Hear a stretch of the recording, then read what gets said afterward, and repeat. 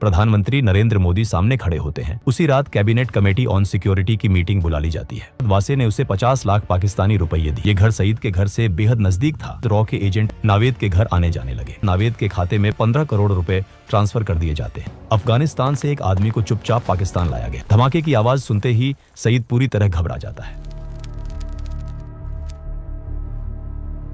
नवंबर 2019 में प्रधानमंत्री आवास के बाहर सुरक्षा असाधारण रूप से कड़ी थी। आधी रात को एक गाड़ी अंदर दाखिल होती है। गाड़ी से उतरते हैं रॉ चीफ सामंत गोयल। उनके हाथ में एक मोटी फाइल होती है जिस पर लाल अक्षरों में लिखा होता है कॉन्फिडेंशियल। करीब 15 मिनट इंतजार के बाद कमरे का दरवाजा खुलता है। प्रधानमंत्री नरेंद्र मोदी सामने खड़े होते हैं और पूछते हैं कि इतनी रात को आने की क्या जरूरत पड़ गई। सामंत गोयल कहते हैं, सर, हमने हाफिज सईद को ढूंढ लिया है। हफीज सईद 26 नवंबर का मास्टरमाइंड जिसके वजह से मुंबई में की मासूम लोग मारे गए थे। हफीज सईद का नाम सुनकर प्रधानमंत्री ने तुरंत एक मीटिंग बुलाई। उसी रात कैबिनेट कमेटी ऑन सिक्योरिटी की मीटिंग बुला ली जाती है। टेबल पर प्रधानमंत्री नरेंद्र मोदी, गृह मंत्री, विदेश मंत्री, NSA अजीत डोभाल और रॉ चीफ सामंत गोयल मौजूद होते हैं। गोयल फाइल खोलते हैं और हाफिज सईद की तस्वीरें, वॉइस सैंपल और इंटेलिजेंस रिपोर्ट्स सामने रखते हैं। वो बताते हैं कि अब UN में गुहार लगाने या अमेरिका से पाकिस्तान पर दबाव बनाने का समय निकल चुका है। अब भारत को खुद ऑपरेशन करना होगा। जैसे ही ऑपरेशन शब्द सुनाई देता है, प्रधानमंत्री पूछते हैं कि ऑपरेशन से उनका क्या मतलब है। गोयल साफ शब्दों में जवाब देते हैं कि हाफिज सईद को पाकिस्तान में उसके ISI आकाओं के सामने मौत के घाट उतारा जाएगा। मीटिंग में बैठे अजीत डोभाल कुछ पल सोचते हैं और फिर कहते हैं कि सईद को मारने का इससे बेहतर मौका शायद दोबारा नहीं मिलेगा। ये कहते हुए वो प्रधानमंत्री की ओर देखते हैं और हल्के से सिर हिला देते हैं। कमरे में फिर सन्नाटा छा जाता है। कुछ सेकंड बाद प्रधानमंत्री मोदी कहते हैं कि ऑपरेशन को आगे बढ़ाया जाए। इसी पल 26/11 के बाद पहली बार एक अधूरी कसम ने आकार लेना शुरू किया। इसी कसम का नाम था ऑपरेशन अलविदा। रॉ के पास सिर्फ एक ठोस जानकारी थी, हफीज सईद की लोकेशन। लेकिन यही जानकारी सबसे बड़ी चुनौती भी थी। सईद को पाकिस्तान की जमीन पर जाकर खत्म करना आसान नहीं था। वो लाहौर के पॉश इलाके जोहार टाउन में रहता था, जहां उसकी सुरक्षा किसी किले से कम नहीं थी। 24 घंटे पाकिस्तान पुलिस की तैनाती, CCTV निगरानी और सीमित आवाजाही। सईद के घर तक पहुंचना लगभग नामुमकिन था। सीधे ऑपरेशन का मतलब था अंतर्राष्ट्रीय संकट। रॉ को समझ आ गया था कि अगर सीधा वार संभव नहीं है तो रास्ता अंदर से बनाना होगा। इसके लिए जरूरी था सईद के घर के बेहद पास एक सुरक्षित और भरोसेमंद लोकल बेस। ऐसा ठिकाना जो शक के दायरे में न आए लेकिन हर गतिविधि पर नजर रख सके। कहानी यहीं से एक अलग मोड़ लेती है। दिसंबर 2019, दुबई। नावेद नाम का एक पाकिस्तानी नागरिक पिछले 6 महीनों से दुबई की एक जेल में बंद था। वजह मामूली थी, एक छोटी सी चोरी। नावेद एक आम आदमी था, कोई आतंकी नहीं, कोई एजेंट नहीं। एक दिन अचानक जेल के दरवाजे खुले। नावेद को बेल मिल गई थी। बेल कराने वाला आदमी था वासे। जेल से बाहर निकलते ही नावेद ने हैरानी में पूछा कि उसने उसकी मदद क्यों की। वासे ने कहा, मुझे तुम्हारी जरूरत है। उसने बताया कि उसका कारोबार पाकिस्तान और दुबई दोनों जगह फैला है और उसे एक भरोसेमंद पार्टनर चाहिए। नावेद उलझन में था। वो जानता था कि ये ऑफर असामान्य है, लेकिन पैसों की सख्त जरूरत ने उसकी शंकाओं को दबा दिया। कुछ ही समय बाद वासे ने उसे 50 लाख पाकिस्तानी रुपये दिए। ये रकम नावेद के लिए जिंदगी बदल देने वाली थी। कुछ महीनों बाद नावेद पाकिस्तान लौट आया। यहीं से रॉ की योजना जमीन पर उतरने लगी। एक दिन वासे का फोन आया। निर्देश साफ थे, लाहौर के जौहर टाउन में एक घर किराए पर लेना है। नावेद ने बिना सवाल किए हाउस नंबर 120 किराए पर ले लिया। ये घर सईद के घर से बेहद नजदीक था, इतनी नजदीक कि वहां से उसकी गतिविधियों पर नजर रखना संभव हो सके। नावेद को यह नहीं बताया गया था कि वासे असल में कौन है। सच्चाई ये थी कि वासे रॉ का एजेंट था। जो बेस रॉ महीनों से ढूंढ रही थी वो अब नावेद के घर के रूप में मिल चुका था। इसके बाद रॉ के एजेंट अलग अलग समय पर नावेद के घर आने जाने लगे, कभी कुछ दिनों के लिए, कभी कुछ हफ्तों के लिए। नावेद ने कभी सवाल नहीं किए, वो वही करता रहा जो वासे कहता था। अगले 6 महीनों में रॉ के एजेंट्स ने हफीज सईद की हर गतिविधि को बेहद बारीकी से ट्रैक किया। उसके घर के बाहर क्या हो रहा है, घर के अंदर कौन आ जा रहा है, किस समय कौन सी हलचल होती है, ये सारी जानकारी मिनट दर मिनट दर्ज की जाती रही। जौहर टाउन में बना वो गुप्त ठिकाना अब पूरी तरह काम करने लगा था। ये सारी इंटेलिजेंस लगातार भारत भेजी जा रही थी। दिल्ली में बैठे रॉ चीफ सामंत गोयल हर अपडेट पर नजर रखे हुए थे। ऑपरेशन अब अपने आखिरी चरण के बेहद करीब पहुंच चुका है। इस दौरान एक बात किसी के ध्यान में नहीं आई। नावेद हफ्ते में एक बार अपने परिवार से मिलने जाता था। ये उसकी सामान्य दिनचर्या का हिस्सा था, इसलिए रॉ के एजेंट्स ने इस पर ज्यादा ध्यान नहीं दी। उन्हें लगा कि ये एक आम आदमी की आम जिंदगी है। अब प्लानिंग लगभग पूरी हो चुकी थी। लोकेशन, टाइमिंग, सब कुछ तय था। बस एक आखिरी कड़ी बाकी थी। कुछ ही दिनों बाद वासे का नावेद को फोन आया। उसने नावेद को दुबई आने को कहा। वजह नहीं बताई गई। दुबई में दोनों की मुलाकात होती है। बातचीत के दौरान वासे अचानक एक गंभीर सवाल करता है। वो कहता है क्या तुम्हें नहीं लगता कि पाकिस्तान जिन आतंकियों को पनाह देता है वो गलत है? नावेद बेपरवाही से जवाब देता है, इससे हमें क्या फर्क पड़ता है, वो तो हमारे दुश्मन हिंदुस्तानियों को मारते हैं। वासे कुछ पल चुप रहता है, फिर वो कहता है, मैं एक यहूदी के लिए काम करता हूँ। 26/11 हमले में उस यहूदी ने अपना पूरा परिवार खो दिया था। अब वो तुम्हारे पड़ोसी हाफिज सईद को मारना चाहता है। ये सुनते ही नावेद हैरान रह जाता है। उसके लिए ये सब किसी फिल्मी कहानी जैसा था।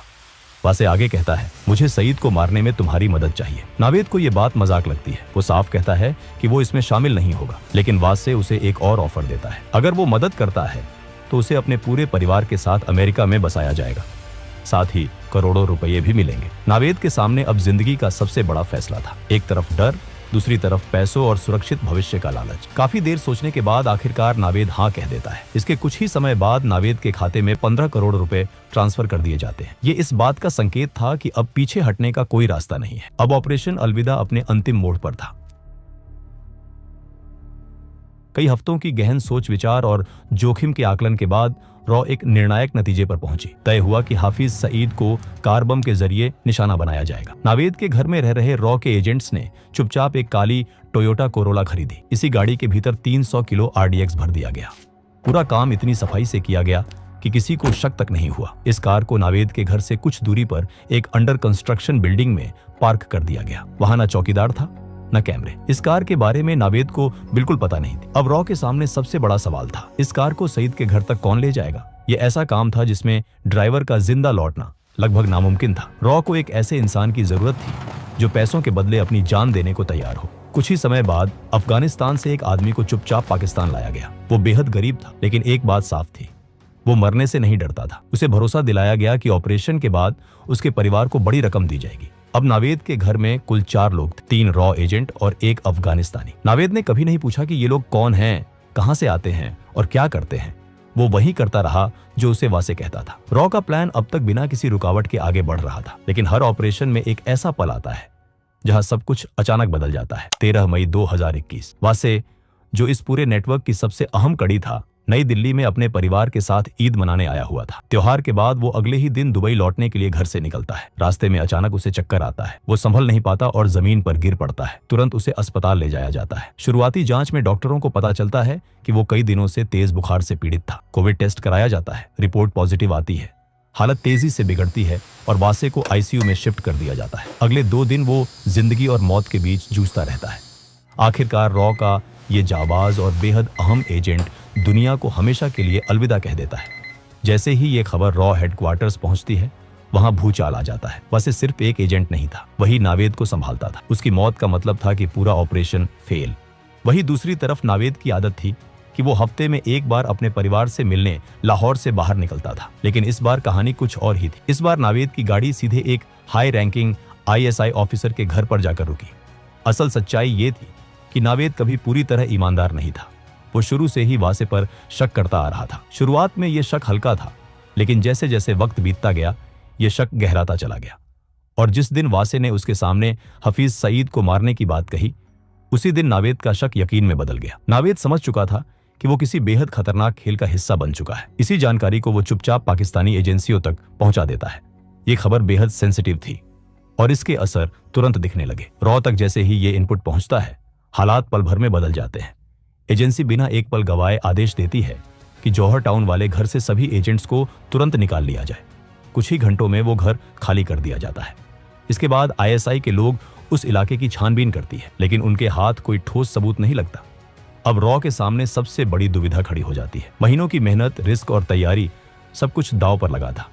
सवाल सिर्फ एक था, क्या ऑपरेशन को आगे बढ़ाया जाए या यहीं रोक दिया जाए। इस गंभीर मुद्दे पर एक बार फिर रॉ की एक अहम मीटिंग होती है। मीटिंग में देश के प्रधानमंत्री नरेंद्र मोदी भी मौजूद होते हैं। आखिरकार फैसला लिया जाता है, ऑपरेशन जारी रहेगा। अब कहानी अपने अंतिम अध्याय में दाखिल होती है। जून 2021, लाहौर, सुबह के ठीक 11 बजे। रॉ के एजेंट्स अफगान युवक को पूरी सावधानी से ISI की नजर से बचाते हुए उस अंडर कंस्ट्रक्शन बिल्डिंग तक लाते हैं। यही वो जगह थी जहां पहले से विस्फोटकों से भरी काली कोरोला गाड़ी खड़ी थी। युवक को एक बार फिर पूरा प्लान विस्तार से समझाया जाता है। कहाँ जाना है, कितनी दूरी है और क्या करना है, सब कुछ। युवक शांत था, उसे पता था कि वो वापस नहीं लौटेगा। कुछ देर बाद काले रंग की कोरोला गाड़ी आगे बढ़ती है। गाड़ी के अंदर 300 किलो विस्फोटक भरा होता है। कार तेज रफ्तार में सड़क पर दौड़ने लगती है और हाफिज सईद के घर के पास पहुंचती है। सईद के घर से कुछ ही दूरी पहले एक चेक पोस्ट बना हुआ था। वहां खड़े पुलिसकर्मी रोज की तरह ड्यूटी पर थे। अचानक उनकी नजर एक तेज रफ्तार से आती काली कार पर पड़ती है। गाड़ी की रफ्तार सामान्य नहीं थी। पुलिसकर्मी तुरंत हाथ उठाकर गाड़ी को रोकने का इशारा करते हैं, लेकिन इससे पहले कि वो कुछ समझ पाते गाड़ी सीधे बैरिकेड से टकरा जाती है और अगले ही पल एक जोरदार धमाका होता है। धमाके की आवाज पूरे जौहर टाउन में गूंज जाती है। आग और धुएं का गुबार आसमान में उठता है। धमाके की ताकत इतनी ज्यादा होती है कि हाफिज सईद के घर की एंट्रेंस, लोहे का गेट और सामने का ढांचा पूरी तरह उड़ जाता है। जो इंसान सालों से भारत में मासूम लोगों की जान लेता आया था, उसी के घर आज मौत दस्तक दे चुकी थी। धमाके की आवाज सुनते ही सईद पूरी तरह घबरा जाता है। उसे समझ नहीं आता कि क्या हो रहा है। डर के मारे वो अपने घर के अंदर सोफे के नीचे छुप जाता है। उसका शरीर कांप रहा होता है।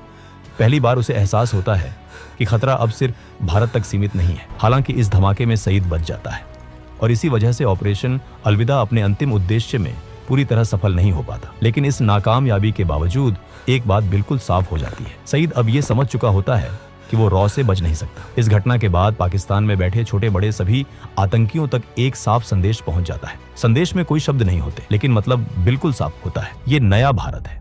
नया भारत जो सिर्फ चेतावनी नहीं देता, नया भारत जो दुश्मन के घर में भी घुस सकता है और चुन चुन कर वार करने की ताकत रखता है। ऑपरेशन अलविदा भले ही अपने लक्ष्य को पूरी तरह हासिल न कर पाया हो, लेकिन उसने पाकिस्तान में बैठे आतंकियों की रूह कंपा दी। अब वो जान चुके थे कि सीमाएं सुरक्षा की गारंटी नहीं है। दोस्तों, ऑपरेशन अलविदा पर आपकी क्या राय है, हमें कमेंट में जरूर बताइए। अगर वीडियो आपको पसंद आया हो तो इसे ज्यादा से ज्यादा शेयर करें, वीडियो को लाइक करें और चैनल को सब्सक्राइब करना न भूलें।